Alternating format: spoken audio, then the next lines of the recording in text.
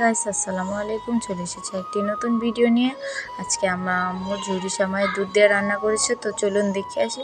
এই তো এখন আম্মু একটা হাঁড়িতে দুধগুলো ঢেলে নিচ্ছে। এখন দুধগুলো ভালোভাবে জাল দিবে। এতে এখন তেজপাতা ও দুটো এলাচ দিয়ে দিয়েছে আম্মু।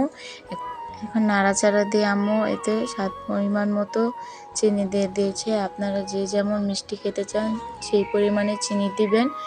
এই তো এখন আম্মু এটা নাড়াচাড়া বসিয়ে চুলায় বসিয়ে এখন একটা বাটিতে সেমাইগুলো ঢেলে নিচ্ছে। এই তো কি সুন্দর ঝুরি সেমাই। এখন আম্মু এগুলো বাটিতে ভালোভাবে ছড়িয়ে দিয়েছে।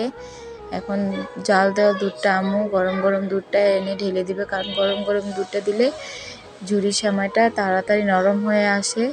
এই তো এখন আম্মু সম্পূর্ণ দুধ ঢেলে দিল সেমাইতে। এখন ভালো মতো এটাতে মিশাচ্ছে। তো এখন ভিজানো শেষ হয়ে গেলে আম্মু এতে কিশমিশ ও বাদাম কাটা দিয়ে দিয়েছে। আপনারা চাইলে আপনাদের মন মতো সাজিয়ে নিতে পারেন। Thank you.